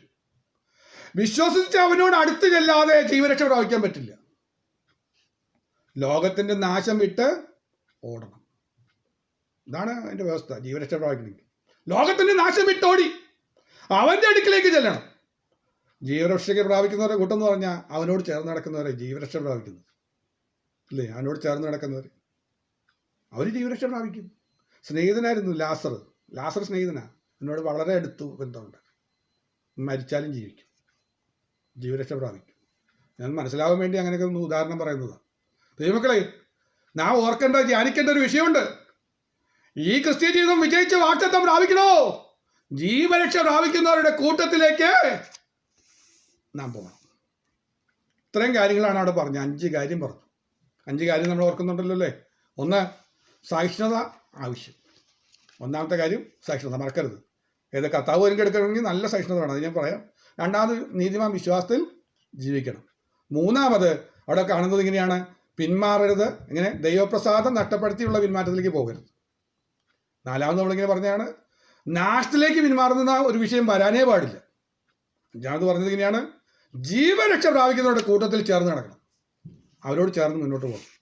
അല്ലാത്ത ഉപദേശങ്ങളൊക്കെ കേൾക്കുന്നത്, കിഴവിക്കഥ കേൾക്കുന്നതൊക്കെ മതിയാക്ക്. അതിനുള്ള സമയമൊന്നുമില്ല, ഇനി അത് മതിയാക്ക്. ഇനി നമുക്ക് ഏറ്റവും അത്യാവശ്യമായ കാര്യത്തെക്കുറിച്ച് നമുക്ക് ചിന്തിക്കാൻ പോകാം. അങ്ങോട്ട് ചിന്തിച്ച് പെട്ടെന്ന് ഞാൻ നിർത്താം. ചുരുങ്ങിയ വിഷയങ്ങളുണ്ട്. അവിടെ പറഞ്ഞ ഏറ്റവും അത്യാവശ്യ കാര്യം പറഞ്ഞത് സഹിഷ്ണുത നിങ്ങൾക്ക് ആവശ്യമെന്ന് പറഞ്ഞു. ഞാനതിന് പറയുന്നത് സഹിഷ്ണുതയാണ് ഏറ്റവും അത്യാവശ്യം. കർത്താവിൻ്റെ വരവിൽ എടുക്കപ്പെടണോ? സഹിഷ്ണുത വേണം. For you have need of endurance വേണം. അതാണ് പ്രധാനപ്പെട്ട കാര്യം. ഇതില്ലാതെ നടക്കില്ല. സഹിഷ്ണുത ഇല്ലാതെ കാര്യം നടക്കില്ല. എന്തുകൊണ്ടാണ് ഈ സഹിഷ്ണുത ഇത്രയും വലിയ ഇമ്പോർട്ടൻ്റ് ആയ കാര്യമാണെന്ന് പറയാൻ കാരണം? പറയാം. യാക്കോബിൻ്റെ ലേഖനം 5-ാമത്തെ അധ്യായം 11-ാമത്തെ വാക്യം. കാണാതറിയുന്ന വാക്യം ഞാൻ ഒന്ന് വായിക്കാം. എൻ്റെ പ്രാരംഭഭാഗം അവിടെ തുടങ്ങുന്നത് ഇങ്ങനെയാണ്, സഹിഷ്ണുത കാണിച്ചവരെ നാം ഭാഗ്യവാന്മാർ എന്ന് കൊടുത്തു. ആരെങ്കിലും സഹിഷ്ണുത കാണിക്കുന്നുണ്ടെങ്കിൽ അവരെ ഭാഗ്യവാന്മാരെന്ന് പുകഴ്ത്തുന്നു പറഞ്ഞു. No doubts, we count those blessed. അവരെ അനുഗ്രഹിക്കപ്പെട്ടവരെന്ന് നമുക്ക് പറയാൻ പറ്റും. കാരണം അവരെ കർത്താവ് കൊണ്ടുപോകും. സഹിഷ്ണുത കാണിച്ചവരെ, സഹിഷ്ണുത പേര് പറഞ്ഞവരുടെ കാര്യമല്ല പറഞ്ഞത്, സഹിഷ്ണുതയോടെ ജീവിച്ചവരുടെ കാര്യം പറഞ്ഞത്. ഞാൻ ഒന്നുകൂടെ വ്യക്തമാക്കാം. വെളിപ്പാട് പുസ്തകം 2-ാമത്തെ അധ്യായം 3-ാമത്തെ വാക്യം കൂടെ വായിക്കാം. വെളിപ്പാട് പുസ്തകം 2-ാമത്തെ അധ്യായം 3-ാമത്തെ വാക്യം. Revelation chapter 2 verse 3. അവിടെ പറഞ്ഞിങ്ങനെയാണ്, നിനക്ക് സഹിഷ്ണുതയുള്ളതും എൻ്റെ നാമനിമിത്തം നീ സഹിച്ചതും തളർന്നു പോകാഞ്ഞതും ഞാൻ അറിയുന്നു. അത് അവിടെ ഉണ്ടെന്ന്. നീ സഹിഷ്ണുത കാണിച്ചാൽ അതവിടെ രേഖപ്പെടുത്തി വെച്ചിട്ടുണ്ട്. എന്തിനാണെന്ന് അറിയും? നിന്നെ കൊണ്ടുപോകാൻ. എപ്പോഴാണ് കാണിച്ചത്? എൻ്റെ നാമനിമിത്തം. ചിലത് സഹിച്ചാലാണ് ഈ സഹിഷ്ണുത വരുന്നത് അല്ലേ? ഇവിടെ 3 കാര്യങ്ങൾ നമ്മൾ ഓർക്കണം. ഒന്ന്, നീ സഹിച്ചു. അവിടെ ഓർക്കുന്ന കാര്യമാണ്. നീ തളർന്നു പോയിട്ടില്ല. ഓ സ്തോത്രം. ദൈവമക്കളെ, എന്നെ കേൾക്കുന്ന പ്രിയപ്പെട്ടവരെ, ഇടയ്ക്കിടയ്ക്ക് നിരാശ വന്നിട്ടില്ലേ? ഞാൻ എന്തിനാ ഈ സഹിക്കുന്നത്? എൻ്റെ നാമനിമിത്തം നീ സഹിക്കുക. ശരിയല്ലേ? ഈ കർത്താവിനെ സേവിച്ചു എന്നുള്ള ഒറ്റ കാരണം കൊണ്ട് പലതും കേട്ട് സഹിക്കുക. നാളെ എത്രയായി സഹിക്കാൻ തുടങ്ങിയിട്ട് വേണമെന്നേ. എന്തിനാണെന്നറിയോ? ഈ സാഹചര്യത്തിലുള്ള അവസരം തന്നെന്തിനാണെന്നറിയോ? മറക്കല്ലേ, കർത്താവിനൊരു ഉദ്ദേശമുണ്ട്, നിന്നെ കൈവിടാതിരിക്കുക. പിന്നെ പാസ്റ്റർ നിന്ന് രാവിലെ പാടി പാട്ട് എനിക്ക് ഒത്തിരി സന്തോഷം തോന്നി. 2-3 പ്രാവശ്യം പാസ്റ്ററെ കൊണ്ട് പാടിക്കണമെന്നൊക്കെ എനിക്ക് താല്പര്യം തോന്നി. ഒരു നാളും യേശു കൈവിടില്ല, ഒരിക്കലും എന്നെ ഉപേക്ഷിക്കില്ല. എന്താണ് മനോഹരമായ പാടി. അതിൻ്റെ അടുത്ത വരിയൊക്കെ ദേവാസം പാടിയപ്പോൾ എനിക്ക് ഒത്തിരി സന്തോഷം തോന്നി. ഒത്തിരി വാത്സല്യം നൽകിയിട്ട് ആ ദൈവസ്നേഹമൊക്കെ ഒന്ന് ഓർത്ത് ധ്യാനിക്കുമ്പോൾ ഉള്ള സന്തോഷം എത്ര വലുതാണ്. നമ്മുടെ പ്രിയപ്പെട്ട ഒരു പാട്ട് പാടിയപ്പോഴും ഞാൻ ഓർത്തത്, പ്രത്യാശയെന്നിൽ വർദ്ധിച്ചിടുന്നേ അങ്ങ് ചെന്നു കാണുവാനൻ പ്രിയൻ പൊന്മുഖം. ദൈവമക്കളെ, അങ്ങനെ തന്നെയാണോ നമ്മുടെ കാര്യം? അങ്ങനെയാണെങ്കിൽ നീ സഹിച്ചു, എൻ്റെ കർത്താവ് അവിടെ കാണുന്നുണ്ട്, അറിയുന്നുണ്ട്, പുറത്ത് സഹിച്ചോണ്ടിരിക്കുക. പക്ഷേ ഒരു കാര്യം കൂടെ ഓർക്ക്, തളർന്നു പോവല്ലേ. സംഭവം ശരിയാ, ഈ സഹിച്ച് മടുത്തു എന്നൊക്കെ പറയുന്നില്ലേ, തളർന്നു പോവല്ലേ. തളർന്നു പോകാതെ നിന്നാൽ ജയിക്കാൻ പറ്റും, അതാണ് പറഞ്ഞത്. അതുകൊണ്ടാണ് കർത്താവ് പറഞ്ഞത്, നീ സഹിക്കുന്നുണ്ട്, നീ തളർന്നു പോയിട്ടില്ലെങ്കിൽ കർത്താവ് പറയുന്ന പേരാണ് നിനക്ക് സഹിഷ്ണുതയുണ്ട്. അത് ഞാൻ അറിയും. സഹിഷ്ണുതയുള്ളവരെ ഭാഗ്യവാന്മാരെന്ന് തോറ്റു, അവരെ ഭാഗ്യവാന്മാർ. കർത്താവ് നമ്മുടെ ജീവിതത്തിൽ സഹിഷ്ണുത കാണിക്കാനുള്ള അവസരങ്ങൾ കിട്ടിയിട്ടില്ലെങ്കിൽ ഒന്ന് സൂക്ഷിക്കണം. നമ്മുടെ ജീവിതത്തിൽ ഈ നിരക്കൊക്കെ ഉണ്ടെങ്കിൽ നമ്മൾ രക്ഷപ്പെട്ടു കേട്ടോ. കുറച്ച് അകലത്തിലാണോ അടുത്താണോ എന്നൊക്കെ നമുക്ക് തിരിച്ചറിയാം. എനിക്ക് ദൈവസഭയെക്കുറിച്ച് അഭിമാനം തോന്നാറുണ്ട്. നമ്മുടെ പ്രിയപ്പെട്ടവർക്കൊക്കെയും അവരുടെ ജീവിത സാഹചര്യത്തിലൊക്കെ ഒത്തിരി സന്തോഷമൊന്നും കാണുന്നില്ല ഞാൻ. അല്പം നിരാശയുടെ അനുഭവങ്ങളൊക്കെ ഉണ്ടെന്നേ. എന്ന് പറഞ്ഞാൽ നിരാശ എന്ന് പറഞ്ഞാൽ അങ്ങനത്തെ നിരാശയല്ല, ലോകപ്രകാരം അവർ ജയിച്ചു നിൽക്കുകയൊന്നുമല്ല. പല പരാജയങ്ങൾ വീട്ടിൽ കാണുന്നുണ്ട്, പല അനുഭവങ്ങൾ അവർ ചുറ്റും നിൽക്കുന്ന അനുഭവങ്ങൾ, സഹിക്കാൻ തക്കതായ ചില വിഷയങ്ങൾ എല്ലാം വന്നിരിക്കുക. അവിടെ പറയുക ദൈവം അറിയുന്നുണ്ട്, അത് ദൈവം അംഗീകരിക്കുകയാണ്. അപ്പോൾ സഹിഷ്ണുതയുള്ളവരെ കുറിച്ച് വേദോസം പറയുന്നത് ഇങ്ങനെയാണ്, അവരെ ഭൂമിയിൽ ഭാഗ്യവാന്മാരെന്നുണ്ടെന്ന് പറഞ്ഞാണ്. യാക്കോബ് പറഞ്ഞെങ്ങനെയാണ്? ഭൂമിയിൽ അവരെ പറയുന്നത് ഭാഗ്യവാന്മാരെന്ന് പറഞ്ഞ് പുകഴ്ത്തും എന്നാണ് അവിടെ എഴുതിയിരിക്കുന്നത്. ഈ ഭൂമിയിൽ അവരെ പറയും സഹിഷ്ണുതയുള്ളവരെ കുറിച്ച് പുകഴ്ത്തും. സ്വർഗത്തിൽ ദൈവം വരെ പുകഴ്ത്തും. അതാ വെളിപ്പാട് പുസ്തകം പറഞ്ഞത്. മൂന്നാമത്തെ കാര്യം പറഞ്ഞാൽ സഹിഷ്ണുതയുള്ളവർ വാഗ്ദത്തം ചെയ്ത വാഗ്ദത്തം അവർ പ്രാപിക്കും. അതാണ് നമ്മളിപ്പോൾ ധ്യാനിച്ചത്. അതുകൊണ്ടാണ് ഈ സഹിഷ്ണുത ഇത്രയും ഇമ്പോർട്ടൻ്റ് ആണെന്ന് പറയാൻ കാരണം. കർത്താവിൻ്റെ വരവെങ്കിൽ എടുക്കപ്പെടുന്നതിൽ ഏറ്റവും ഇമ്പോർട്ടൻ്റായ വിഷയം സഹിഷ്ണുതയാണ്. എന്താ ഈ സഹിഷ്ണുത എന്നറിയണ്ടേ? സഹിഷ്ണുത എന്ന് പറഞ്ഞാൽ എന്താ അറിയണ്ടേ? അമ്മായിമ്മ മരുമകളോട് കയർത്ത് സംസാരിച്ചെന്നോ, സഹോദരൻ സഹോദരിയോട് കയർത്ത് സംസാരിച്ചപ്പോൾ പകരം തെറി വിളിച്ചില്ല എന്ന് പറയുന്നതാണോ സഹിഷ്ണുത? മനസ്സിൻ്റെ അവസ്ഥയൊക്കെ ഇല്ലേ? ഇതൊന്നുമല്ല, വചനം പറയുന്നുണ്ട് എൻ്റെ ഡെഫിനിഷൻ. വെളിപ്പാട് പുസ്തകം 14-ാമത്തെ അധ്യായം, റെവലേഷൻ ചാപ്റ്റർ 14:12 വായിച്ചാൽ നമുക്കവിടെ കാണുന്നുണ്ട്. അതിൻ്റെ ഡെഫിനിഷൻ കൊടുത്തിട്ടുണ്ട്. എന്താ സഹിഷ്ണുത എന്ന് പറഞ്ഞത്? ദൈവകൽപ്പനയും യേശുവിലുള്ള വിശ്വാസവും കാത്തുകൊള്ളുന്ന വിശുദ്ധമായുടെ സഹിഷ്ണുത കൊണ്ട് ഇവിടെ ആവശ്യം. അതാണ് സഹിഷ്ണുത എന്ന് പറഞ്ഞത്. വിശുദ്ധമായുടെ സഹിഷ്ണുത എന്താന്ന് പറയുന്നത്? മറ്റു സഹിഷ്ണുത ലോകപ്രകാരമുള്ളതല്ല. വിശുദ്ധമായുടെ സഹിഷ്ണുത എന്താ? ദൈവകൽപ്പന കാത്തുകൊള്ളുക. 2, യേശുവിലുള്ള വിശ്വാസം കാത്തുകൊള്ളുക, വിശുദ്ധ ജീവിതം കാത്തുകൊള്ളുക. ഇതിൻ്റെ പേരാ സഹിഷ്ണുത. അതാ ഇമ്പോർട്ടൻ്റ്. ഒന്നുകൂടെ നമുക്ക് പറഞ്ഞൂടെ, ഈ 3 കാര്യം കാത്ത് സൂക്ഷിക്കുന്നവരെ ദൈവം കൊണ്ടുപോകുന്നുള്ളതിന് വല്ല സംശയമുണ്ടോ? ഒരു സംശയമില്ല. ദൈവകൽപ്പന കാത്തുകൊള്ളുന്നു, യേശുവിലുള്ള വിശ്വാസം കാത്തുകൊള്ളുന്നു, വിശുദ്ധ ജീവിതം കാത്തുകൊള്ളുന്നു. അതാ സഹിഷ്ണുത എന്ന് പറഞ്ഞത്. അല്ലാതെ എന്നെ തല്ലിയപ്പോൾ ഞാൻ തിരിച്ചു തല്ലിയില്ല, ഞാൻ സഹിച്ചു നിന്നു, അതൊന്നും മാത്രമേ ആയില്ല. ഇങ്ങനെ സഹിഷ്ണുതയുള്ളവരെ കർത്താവ് കൊണ്ടുപോകുന്ന പറഞ്ഞത്. സമയം മുന്നോട്ട് പോകുന്നത് കൊണ്ട് അധികം വിശദീകരിക്കാതെ ഞാൻ പോട്ടെ. പക്ഷെ ആ പറഞ്ഞ വാക്യം, വെളിപ്പാട് പുസ്തകത്തിലെ വാക്യം പറയുന്നത് മഹോദര കാലഘട്ടത്തിൽ കഷ്ടപ്പെടുന്ന ആളുകളുണ്ട്. അവരെ പ്രത്യേകിച്ച് ഈ സഹിഷ്ണുത ഉണ്ടെങ്കിൽ മാത്രമേ അവർക്ക് രക്ഷപ്പെടാൻ പറ്റുള്ളൂ എന്നുള്ള ഭാഗം അവിടെ പറയുന്നത്. പക്ഷേ ഈ കാലഘട്ടത്തിലും കർത്താവിൻ്റെ വരവെങ്കിൽ എടുക്കപ്പെടണമെങ്കിൽ വേറെ മാർഗമൊന്നുമില്ല, സഹിഷ്ണുത തന്നെ വേണം. ആവശ്യം സഹിഷ്ണുത തന്നെ. അതല്ലേ എബ്രായ ലേഖനത്തിൽ പറഞ്ഞത്. വാഗ്ദത്തം പ്രാപിക്കണമെങ്കിൽ എന്ത് വേണം? സഹിഷ്ണുത. നിങ്ങൾക്ക് ദൈവേഷ്ടപ്രകാരമുള്ള വാഗ്ദത്തം പ്രാപിക്കണോ? സഹിഷ്ണുത ആവശ്യമാണ്. ഇതാണ് പറഞ്ഞത്. ഇനി നമ്മുടെ യാക്കോബ് പുസ്തകം പറഞ്ഞ 5-ാം അധ്യായത്തിൻ്റെ 12-ാം വാക്യം ഒന്നുകൂടെ വായിക്കാം. അവിടെ നമുക്ക് എക്സാമ്പിൾ കാണുന്നുണ്ട്. ഒരു എക്സാമ്പിൾ പറഞ്ഞിട്ട് എഴുതിയിട്ടുണ്ട്. അവിടെ പറഞ്ഞ് ഞാൻ പെട്ടെന്ന് കാര്യങ്ങൾ മുന്നോട്ട് കൊണ്ടുപോകാം. യാക്കോബ് പുസ്തകം 5:11 അവിടെ പറഞ്ഞ്, യോബിൻ്റെ സഹിഷ്ണുത നിങ്ങൾ കേട്ടും കർത്താവ് വരുത്തിയ അവസാനം കണ്ടുപിരിക്കുന്നു. കർത്താവ് മഹാകരുണയും മനസ്സിലും ഉള്ളവനല്ലോ. അവിടെ പറയുന്ന കാര്യം ശ്രദ്ധിച്ചോ. യോബിൻ്റെ സഹിഷ്ണുത, അതാണ് എക്സാമ്പിൾ. സഹിഷ്ണുതയുടെ ഒരു എക്സാമ്പിൾ പറയാണ്. സഹിഷ്ണുത കാണിച്ചൊരു എക്സാമ്പിൾ. അവിടെ രണ്ട് കാര്യം പറയുന്നത്. എന്താണ് യോബിന്റെ സഹിഷ്ണുത എന്ന് പറഞ്ഞാൽ അവിടെ പ്രത്യേകം പറഞ്ഞിട്ടുണ്ട്. കണ്ടും കേട്ടും. അവിടെ പറയുന്ന എന്ന് പറഞ്ഞാൽ യോബിന്റെ സഹിഷ്ണുതയെ കുറിച്ച് നമ്മൾ വായിച്ചിട്ടുണ്ടല്ലോ എന്നുള്ള അർത്ഥമുള്ളൂ. പക്ഷെ ഞാനൊന്നും കൂടെ ഒന്ന് വ്യാഖ്യാനിച്ചു പറയാം. സഹിഷ്ണുത കാണിക്കേണ്ട സാഹചര്യങ്ങൾ ഒരു 4-5 പെട്ടെന്ന് പറയാം. സമയത്തിൻ്റെ പരിധി അനുസരിച്ച് പെട്ടെന്ന് സമയം തീർന്നു. 2-3 മിനിറ്റിനുള്ളിൽ പെട്ടെന്ന് നിർത്താം. ഒന്ന്, കാണുമ്പോഴും സഹിഷ്ണുത കാണിക്കണം എന്ന് പറഞ്ഞു. ചിലത് കാണും. എന്താ കാണുന്നതെന്ന് അറിയാമോ? 10 ശവപ്പെട്ട് വീട്ടിലേക്ക് വന്ന് കയറുക. നാട്ടുകാരുടെ അല്ല കേട്ടോ, സ്വന്തം രക്തത്തിൽ പിറന്ന മക്കളുടെ ശവപ്പെട്ടി വീട്ടിലേക്ക് വന്ന് കയറും. 3000 ഒട്ടകം, ആട് എല്ലാം പോയി. 10 വീടും പോയി. അല്ല 11 വീടും പോയി എന്ന് വേണമെങ്കിൽ കിടക്ക വിട്ടാം. 10 വീടും കൊണ്ടുപോയി. അത് കേട്ടോണ്ടിരിക്കുക. ഇത് പറഞ്ഞുകൊണ്ടിരിക്കുമ്പോൾ മറ്റൊരുത്തനോടി വന്ന് കാണുമ്പോഴും കേൾക്കുമ്പോഴും സഹിഷ്ണുത. ഒന്ന്, കാണുമ്പോൾ സഹിഷ്ണുത കാണും. ചിലത് കാണും, നമ്മൾ ഒരിക്കലും ഇഷ്ടപ്പെടാത്ത ചിലതൊക്കെ നമ്മുടെ കണ്ണു മുമ്പിൽ കാണേണ്ടി വരും. എനിക്കിങ്ങനെ വന്നല്ലോ എന്ന് ഓർക്കുമ്പോൾ, എൻ്റെ തലമുറയുടെ വിഷയത്തിൽ ഇങ്ങനെ സംഭവിച്ചല്ലോ എന്നൊക്കെ കാണുമ്പോഴുള്ള ഒരു ദുഃഖമില്ലേ? അപ്പാ എന്താ ഇങ്ങനെ? അവരെക്കുറിച്ച് എനിക്കൊരു പ്രത്യാശ ഉണ്ടായിരുന്നു. അവരെക്കുറിച്ച് എനിക്ക് വലിയൊരു ആഗ്രഹം ഉണ്ടായിരുന്നു. അതനുസരിച്ചൊന്നും എല്ലാവരും പോകുന്നേ. ചിലത് കാണുക, ആ സമയത്ത് പ്രാഗല്ലേ, ആണയിടല്ലേ, ദുഷിക്കരുതേ, ദൈവനാമം ദുഷിക്കല്ലേ. ആ കാണുമ്പോൾ നീ സഹിഷ്ണുത കാണിക്കേ. അത് കാണിച്ച ആളാ ആര്?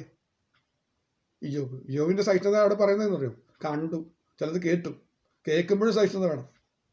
ആ സഹിഷ്ണുതയിൽ യോബ് പറഞ്ഞെന്ന് പറയൂ, എല്ലാം പോയി എന്ന് പറഞ്ഞപ്പോൾ സാത്താനെ കുറ്റപ്പെടുത്താതെ യോബ് പറയുന്നൊരു കാര്യമുണ്ട്. യഹോവ തന്നു, യഹോവ എടുത്തു, യഹോവയുടെ നാമം വാഴ്ത്തപ്പെടുന്നു. ഇതിൻ്റെയൊക്കെ പിന്നിൽ എൻ്റെ കർത്താവല്ല. എൻ്റെ കർത്താവ് അറിയാതെ എനിക്കൊന്നും ഭവിച്ചിട്ടില്ല. അതാ സഹിഷ്ണുത. അന്നേരത്ത് നെഞ്ചത്തടിച്ചിട്ട് ഞാൻ വിളിച്ചു എന്നൊന്നും പറയല്ലേ. എന്താ വിളിക്കുന്നത്? കർത്താവിനെ ആണിട്ട് പറയല്ലേ. ഈ ദൈവത്തെ എനിക്ക് വേണ്ടാന്നൊന്നും പറയല്ലേ, തള്ളി പറയല്ലേ. അതുകൊണ്ട് ആ സഹിഷ്ണുതയെക്കുറിച്ച് അവിടെ കർത്താവ് പറയുന്നുണ്ട്. യോബ് 2:3 വാക്യത്തിൽ എന്താ സഹിഷ്ണുത എന്ന് അറിയോ? യോബിൻ്റെ സഹിഷ്ണുത, ഇതെല്ലാം നശിച്ചിട്ടും നഷ്ടപ്പെട്ടിട്ടും അവൻ തൻ്റെ ഭക്തി മുറുകെ പിടിച്ചുകൊണ്ടിരിക്കുന്നു. അതിൻ്റെ പേരല്ലേ സഹിഷ്ണുത. നമ്മുടെ വെളിപ്പാട് ദിവസം മനസ്സിലായില്ലേ? അതാ യോബിൻ്റെ സഹിഷ്ണുത എന്ന് പറഞ്ഞു. എല്ലാം നഷ്ടപ്പെട്ടു, അത് കണ്ടു കേട്ടു വരാൻ പോകുന്നു പറഞ്ഞ പ്രവചനമൊന്നുമല്ല, നേരിട്ട് അനുഭവിക്കുക. ആ സമയത്ത് സഹിഷ്ണുത കാണിച്ചെന്ന് പറഞ്ഞാൽ എന്താണെന്ന് അറിയാം? എന്താ സഹിഷ്ണുത? ഭക്തി മുറുകെ പിടിച്ചുകൊണ്ടിരിക്കുക. ഭക്തി മുറുകെ പിടിച്ചുകൊണ്ടിരിക്കുന്നു. അതാ വേറെ വല്ലവരെയും കൂട്ടുപിടിച്ചിട്ടുണ്ടോ? ഇവിടെയാണ് മടങ്ങി വരേണ്ടത്. കർത്താവിനെ തന്നെ ആശ്രയം വെച്ചുകൊണ്ടിരുന്നാൽ അവൻ ചേർത്തുള്ളൂ. സ്തോത്രം. മൂന്നാമത്തെ കാര്യം പറയാം. റോമാലേഖനം 12:12, റോമർ ചാപ്റ്റർ 12:12 കാണാതറിയുന്നൊരു വാക്യാണ്. കഷ്ടതയിൽ സഹിഷ്ണുത കാണിക്കും. ഈ സഹിഷ്ണുത കാണിക്കണ്ട. ഒന്ന്, കാണുമ്പോൾ സഹിഷ്ണുത കാണിക്കണം. 2, കേൾക്കുമ്പോൾ സഹിഷ്ണുത കാണിക്കണം. 3 കൂടെ പറയാം, കഷ്ടതയിൽ സഹിഷ്ണുത കാണിക്കണം. കഷ്ടത വരുമ്പോൾ അതിന് നിന്നെ കഷ്ടതയിൽ സഹിഷ്ണുത കാണിക്കുന്നു. കഷ്ടത സഹിഷ്ണുതയെയും സഹിഷ്ണുത സിദ്ധതയെയും സിദ്ധത പ്രത്യാശയും ഉളവാക്കുന്നു എന്നറിഞ്ഞ് നാം കഷ്ടങ്ങളിലും പ്രശംസിക്കുന്നു. ഇതിങ്ങനെ പ്രോഡക്റ്റായിട്ട് വരിക. നമ്മുടെ പ്രത്യാശയിലേക്ക് എത്തണോ? ആ പ്രത്യാശയിലേക്ക് എത്തണോ? കഷ്ടതയിൽ സഹിഷ്ണുത കാണിച്ചാലേ സ്റ്റെപ്പ് അതാ. അതുകൊണ്ടാണ് പറഞ്ഞത് ഏറ്റവും അത്യാവശ്യമുള്ള കാര്യം. കർത്താവിൻ്റെ വരവെങ്കിൽ എടുക്കപ്പെടാനുള്ള ഏറ്റവും അത്യാവശ്യമായ കാര്യം സഹിഷ്ണുതയാണ്. സമയം തീർന്നില്ല, ഞാൻ നിർത്തുക. ഒറ്റ വാക്യം കൂടെ പറഞ്ഞ് ഞാൻ നിർത്താം. 2 തെസ്സലോനിക്കർ 1:4 വാക്യം വായിക്കുക. അവിടെ നിർത്തുക. അവിടെ പറയുന്നത് ഇങ്ങനെയാണ്, അതൊന്ന് ശ്രദ്ധിച്ച് വായിക്കണേ. 4-5 വാക്യം വളരെ ഇമ്പോർട്ടൻ്റ് ആണ്. ഞാൻ വായിക്കുകയാണ്. അതുകൊണ്ട് നിങ്ങൾ സഹിക്കുന്ന സകല ഉപദ്രവങ്ങളിലും കഷ്ടങ്ങളിലുമുള്ള നിങ്ങളുടെ സഹിഷ്ണുതയും വിശ്വാസവും നിമിത്തം നിങ്ങൾ ദൈവത്തിൻ്റെ സഭകളിൽ നിങ്ങളെ ചൊല്ലി പ്രശംസിക്കുന്നു. കണ്ടാ, കർത്താവിനെ ഏറ്റവും അവൻ്റെ ഇഷ്ടം, ദൈവഷ്ടം ചെയ്ത ഒരു സഭയുണ്ടെന്നാണ് പറയുന്നത്. ആ സഭയുടെ കാര്യം പറയാം. നിങ്ങൾ സഹിക്കുന്ന സകല ഉപദ്രവങ്ങളും കഷ്ടങ്ങളും. ഇത് നിങ്ങൾ സകല ഉപദ്രവവും കഷ്ടവും ഇപ്പോഴും ജീവിതത്തിൻ്റെ കൂടെ ഉണ്ടോ? അവിടെ സഹിഷ്ണുത കാണിക്കുകയാണെങ്കിൽ ഗ്യാരണ്ടി കർത്താവിൻ്റെ കാഹളം നിങ്ങൾ കേൾക്കാൻ പോവുക. ഈ കേട്ടതൊന്നും അല്ല നിങ്ങൾ കേൾക്കാൻ പോകുന്നത്. ഇതുവരെ കേട്ടതൊന്നും സന്തോഷത്തിൻ്റെ വാർത്തകൾ അല്ലാതിരിക്കുമ്പോൾ, ഇതുവരെ കണ്ണിന് മുമ്പിൽ കണ്ടതൊന്നും സന്തോഷത്തിൻ്റെ കാര്യങ്ങളൊന്നും അല്ലാതിരിക്കുമ്പോൾ സഹിഷ്ണുത കാണിച്ചിട്ടുണ്ടോ? നിങ്ങളൊന്ന് കേൾക്കാൻ പോവുക. അതിൻ്റെ പേരെ കാഹളനാഥം. നിങ്ങളൊന്ന് കാണാൻ പോവുക. അതാണ് 10,000 ശ്രേഷ്ഠൻ, ആ സുന്ദരനായ എൻ്റെ അരിമനാഥനെ, പ്രാണപ്രിയന്. ഓ സ്തോത്രം. നമ്മൾ കാണും. ആ കാഴ്ചയാണ് നമ്മുടെ ഏറ്റവും വലിയ കാഴ്ച. ഇത് നമുക്ക് അഭിമാനത്തോടെ പറയാം. കർത്താവേ, എൻ്റെ ജീവിതത്തിൽ ഞാനിപ്പോൾ അനുഭവിക്കുന്ന സകല കഷ്ടങ്ങളും സകല ഉപദ്രവങ്ങൾക്കായി സ്തോത്രമെന്നൊന്നും ചേർന്ന് പറയാമോ? കർത്താവേ, ഞാൻ സ്തോത്രം ചെയ്യുന്നു. പൊന്നു പിതാവേ, നന്ദിയോടെ സ്തുതിക്കുന്നു. ഈ അനുഭവങ്ങൾ എനിക്ക് തന്നതിനായി നന്ദി അപ്പാ. അപ്പ എന്നെ കുറിച്ചുള്ള ആ ആശ ഞാൻ മനസ്സിലാക്കുന്നു. ഞാൻ ഓടിപ്പോവുകയില്ല. അപ്പൻ വാഗ്ദത്തം നിവർത്തിക്കാൻ വേണ്ടി തന്നെയാ ഇത്തരം അവസരങ്ങൾ തന്നത്. അടുത്ത വാക്യം, 5-ാമത്തെ വാക്യം നോക്കി. അത് നിങ്ങൾ കഷ്ടപ്പെടുവാൻ ഹേതുവായിരിക്കുന്ന ദൈവരാജ്യത്തിന് നിങ്ങളെ യോഗ്യന്മാരായി എണ്ണും എന്നിങ്ങനെ ദൈവത്തിന്റെ നീതിയുള്ള വിധിക്ക് അടയാളമാകുന്നു. വാക്യം അങ്ങനെ പറഞ്ഞ് അവസാനിപ്പിക്കുക. ഞാൻ നിർത്തുക. ഇതാണ് അടയാളം. എന്താണെന്നറിയോ? ദൈവരാജ്യത്തിന് നിങ്ങളെ യോഗ്യരായി എണ്ണും. അത് ദൈവത്തിന് നീതിയുള്ള വിധിയാണത്. അതിൻ്റെ അടയാളമാണ് ഞാൻ ഈ കാണുന്നത്. അതുകൊണ്ടാണ് ആ വാക്യം ഒന്ന് മനസ്സിലാക്കുക. ദൈവേഷ്ടം ചെയ്ത് വാഗ്ദത്തം പ്രാപിക്കുക. സഹിഷ്ണുത നിങ്ങൾക്ക് ആവശ്യം. ദൈവം നമ്മെ അതിനായി സഹായിക്കട്ടെ. സഹിഷ്ണുതയുള്ളവരെ ഭാഗ്യവാന്മാരെന്ന് പുകഴ്ത്തുവാൻ അവസരം ഒരുങ്ങിയിരിക്കുകയാണ്. ദൈവം നമ്മെ സഹായിക്കും.